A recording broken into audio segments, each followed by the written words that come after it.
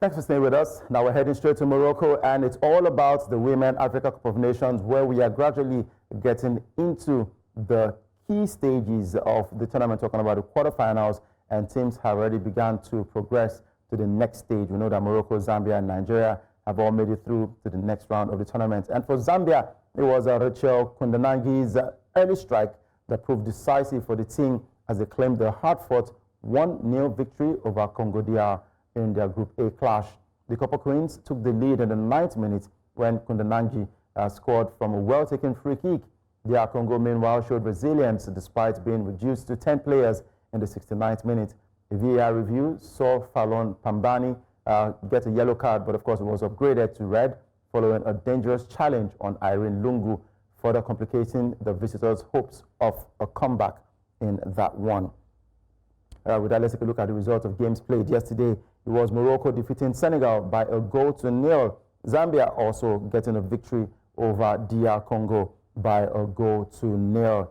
And with that, of course, Nigeria will take on Algeria today, and Tunisia will take on Botswana. And for Nigeria, they aim to complete a flawless group stage campaign at the tournament when they will get to face Algeria in Casablanca. Already through to the quarterfinals with 2 wins and a clean sheet against Tunisia and Botswana. The 9-time champions top Group B with 6 points. A win over Algeria will make Nigeria the only team to finish the group phase with a 100% record. Algeria on 4 points also eye progression, while Tunisia and Botswana remain in contention.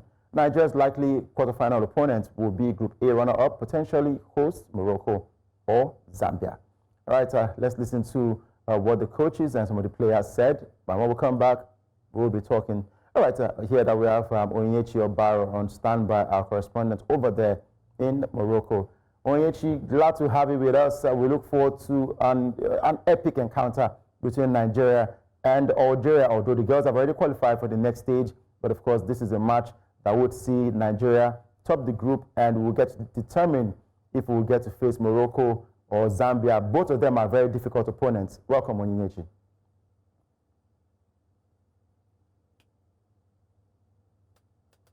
Thank you so much, Udoka. It's great at this time. It's windy in Casablanca, but we have to do the job. Very, very true. Onyechi, I mean, you talk about it being windy. I remember a post I saw on social media saying July should decide if it's going to be a month or a refrigerator, because it feels like the weather has been really, really cool lately. And over there, I'm sure the girls would be amazed with the weather as well, because they would want to play in such calm condition to edge Algeria. But what are the chances over there for Nigeria?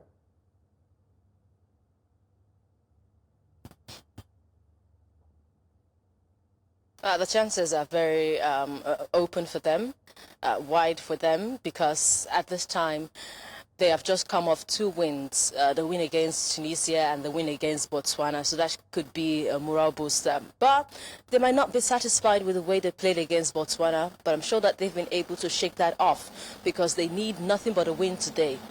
Even though they've qualified for the quarterfinal of the competition. But what is qualification without your head held high? They must be able to prove that Mission X is possible, Mission X is visible, Mission X is still on the run. Because for Mission X to be on the run, you must be able to win all games. And after winning Tunisia, winning Botswana, Algeria is the next. Algeria is not a nation that you should have shaky feet over, or even the 9-time African champion should have shaky feet over. How you execute games in the group stage will determine the mission ahead, because the quarterfinal, you have no chances.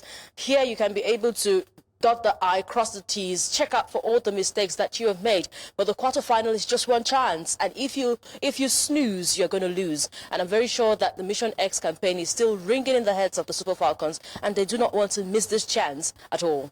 Right, you talk about the Mission X. A lot of fans, especially on social media, do not agree with how the Super Falcons have played, especially in the last game against Botswana. Now, the coach also, during his press conference, we also heard him talking about him trying to right the wrongs, also ensure that the girls will get to score more goals. But this has been something the fans have complained about year in, year out, about our football teams, why we are not scoring goals. We have top players like Asisa Toshuola, there's Ajibade right there, but these goals are not just coming in. Do you think it's a case of cohesion between the players?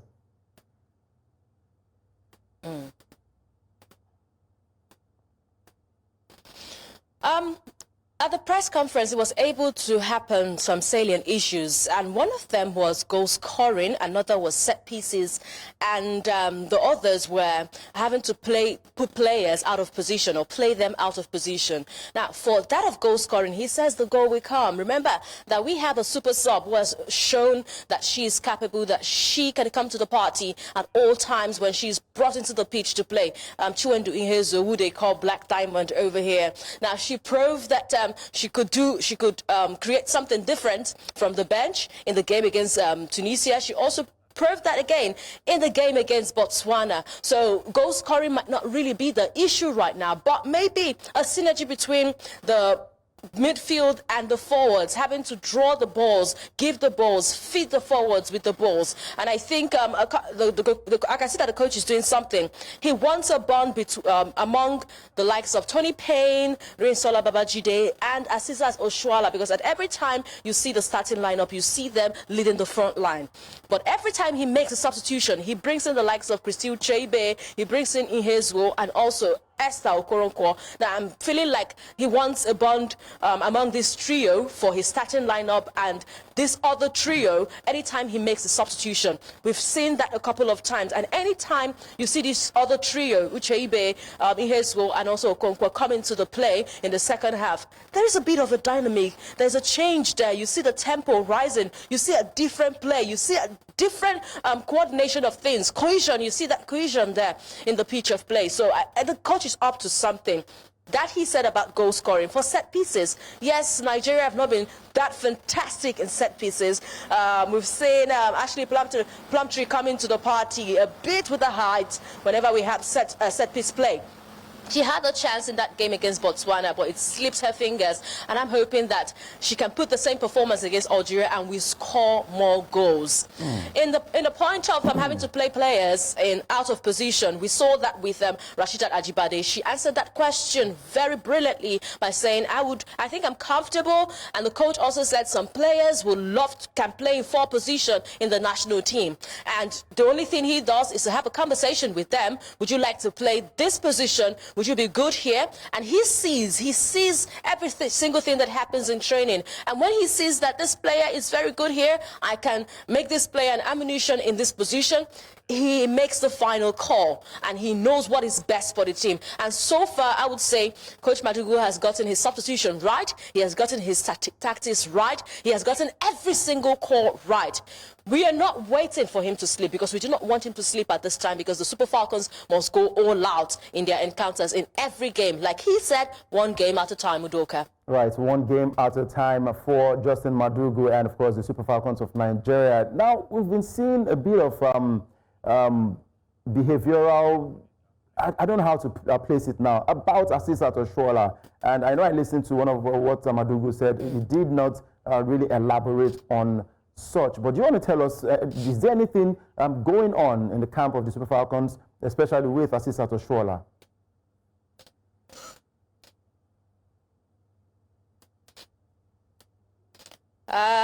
In training, I don't think I've noticed any indiscipline or any behavioral, tantrum, as they would say, in the camp.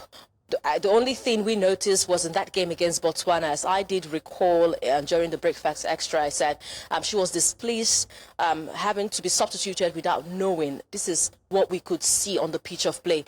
But what we were able to put 2 and 2 together was when she walked back into the locker room after coming out and saying that she had been substituted. And she returned back from the locker room to the sideline to sit with other players who are on the substitute bench. That was when we were able to say, oh, there's something going on here.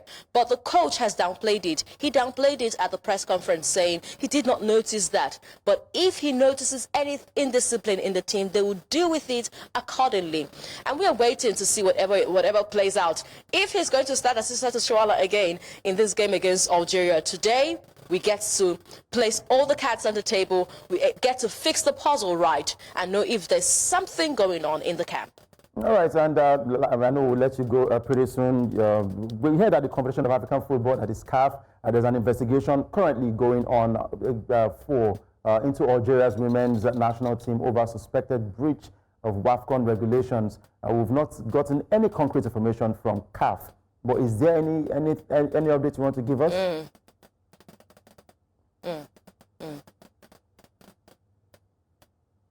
The Confederation of African Football, DOCA, they say they want to reserve comments on whatever they say that the Algerian team has done. But reports say that Algeria were covering the emblems of the Moroccan flag, Moroccan logos, wherever they are. The press conference at the sideline, the seats area where the substitute sits, they had black tapes covering those.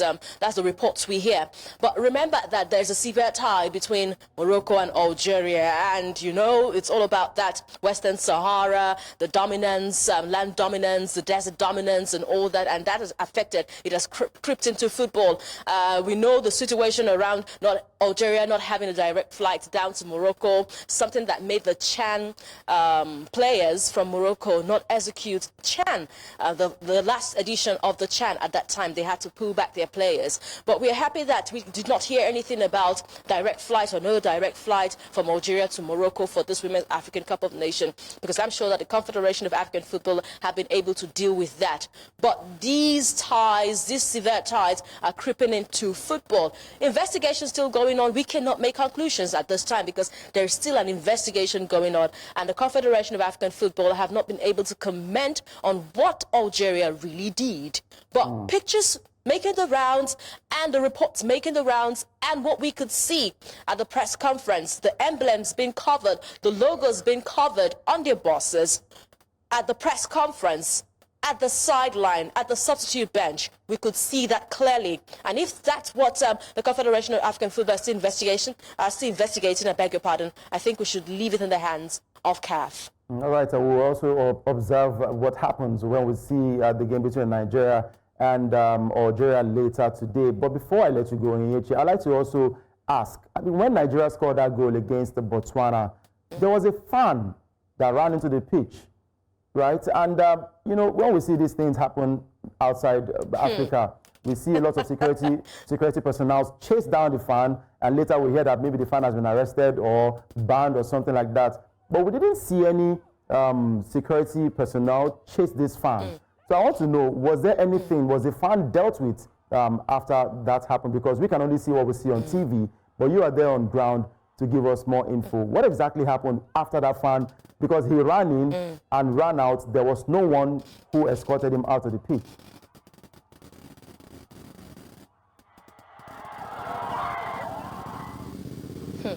Udoka, a twist of the story. I would say the fan became a hero when he ran back. The way he ran out into the pitch, he ran back into the stands, and he sat like a king. And every single one of his friends, carried him up like a hero, that he was able to do something like that. Now, it's really, really funny at a competition of this magnitude, at a competition where there's the biggest women's competition in Africa, and we're seeing things like that. The only person who was against that fan who ran into the pitch, close to the player, one-on-one with the player, he celebrated with the players. That's really confusing.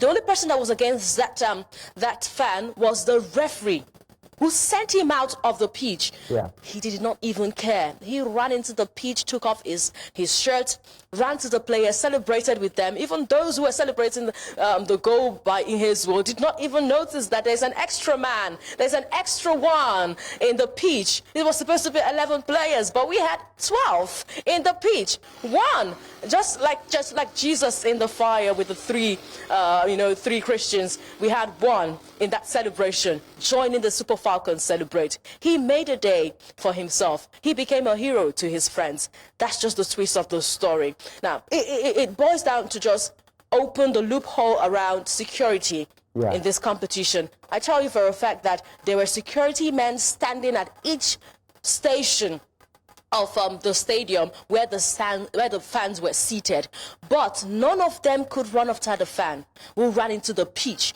There was none standing around the pitch. Now it felt like Confederation of African Football or even the Moroccan Football Association Federation, they were very confident that nothing could happen, nothing could play foul in this competition, and that's where they're getting it wrong, because they did not see that fan coming. After the game, a member of the Confederation of African Football came to Ross News Central TV to ask if we had footage of that encounter. Now, these are the same CAF officials who stood resilient at every stand, telling people not to capture the moment, not to capture anything on the pitch. Now, imagine if we did not capture that moment, if we did not capture when the fan ran into the pitch, who would they get that evidence from? Who would they get the face of the fan from? Nobody. But the truth about it is, if CAF officials and every security personnel at the stadium have to be very strict on matters around footage coverage, around the fans moving out of the stands, they should be strict too to protect the players, because you're not going to see something like this at an African Cup of Nations. And remember, Morocco will be hosting this sometime later in the year, and they'll be hosting the Men's African Cup of Nations here in the year, and they would not like to see something like this. They would not even tolerate something like this. Why should it be tolerated in a women's football? Why should it be tolerated at a time when we're playing the biggest football event for women in Africa? Questions still to be asked. We're still waiting for the Confederation of African Football, their reaction to that, if they're going to get that fan. And I tell you that fan came from the Nigerian stand, where the Nigerian fans were seated, where the ones who understood what fans were supposed to do. We're supposed to cheer the team. We're supposed to rally for the team. We're supposed to give the team that morale, that boost, be that 12th man at the pitch. Those who understood were seated in the stands. But one, just one, the astray. He went into the pitch, celebrated with the players, came back and became a hero. We're waiting for the Confederation of African Football and their reaction to that. All right, maybe he has placed a bet on the Super Falcons winning and eventually his bet paid off, but it's a sad one that we'll get to see that kind of thing happen in football and no official chased him down. I say thank you very much, Onyechi Obaro. We'll look forward to more updates and, of course, wishing the Super Falcons well as they play against Algeria later today. Thank you very much. Beautiful, Onyechi Obaro.